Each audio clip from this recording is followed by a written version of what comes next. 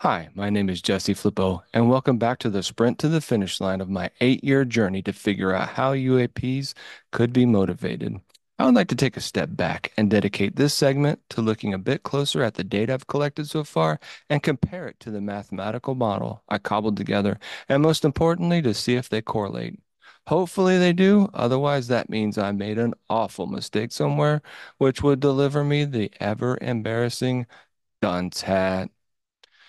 First, let's take a look at the saw blade chart we saw in the last segment. As a reminder, the chart shows sustained linear movement in both directions. Wow, that's cool. Now just sit back and take a moment and watch what it's actually doing. It moves back and forth without interacting with anything external to the chassis. Well, except for the interaction between the bearings on the support platform of the impulse drive and the rails they glide on. And that interaction has an average coefficient of friction of less than 0.007. Also, it's an enclosed system in that all six sides, that's four sides plus the top and the bottom, are solid and no material in the form of air, heat, or electromagnetism, fuel, or anything else being expelled. It's completely enclosed. It would be totally amazing if we could prove beyond a reasonable doubt that what we see right here is real.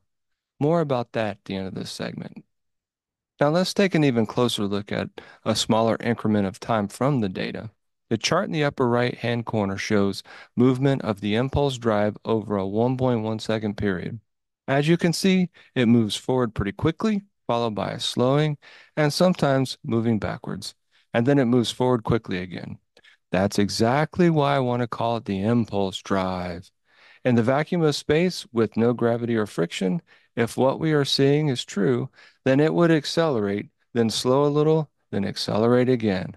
Think about what that means. The net acceleration over multiple cycles would only increase. This would absolutely revolutionize how we move about in space. But let's get back to reality. Here's what the math and the physics model predict.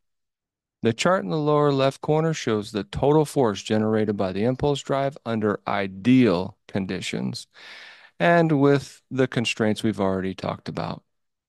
As we all well know, ideal conditions are usually not possible, especially with a contraption that was forged out of a garage.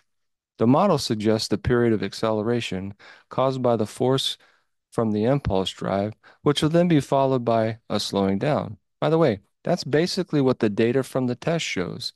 It will speed up, then slow down. Unfortunately, friction causes it to stop completely in this setup, which allows for the backward movement. It's important to see that it moves forward quite a bit more than it moves backwards in any single impulse. So how can we prove or disprove this? Debunk it, so to speak?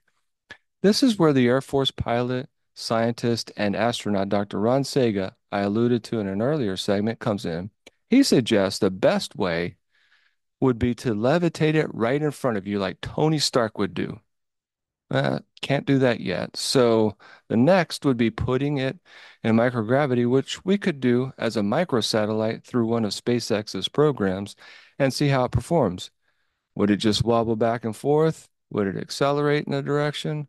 Well, hopefully not in the direction of the International Space Station. That could be bad. Dr. Sega suggests using a six-axis force transducer, which, by the way, is used extensively in the robotics industry.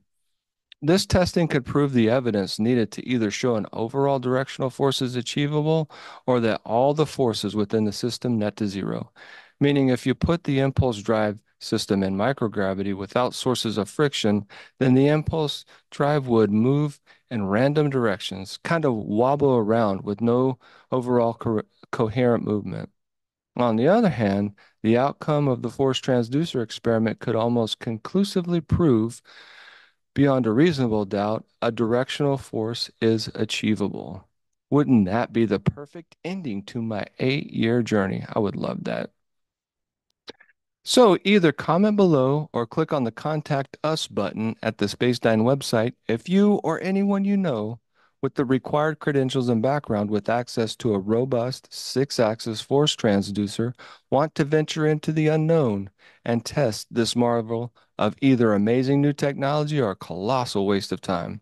Be the debunker or prover of the virtually unprovable.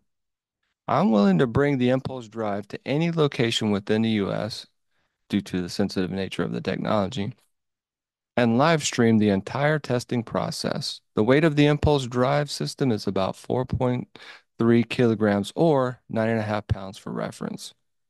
Hmm. Here's a thought.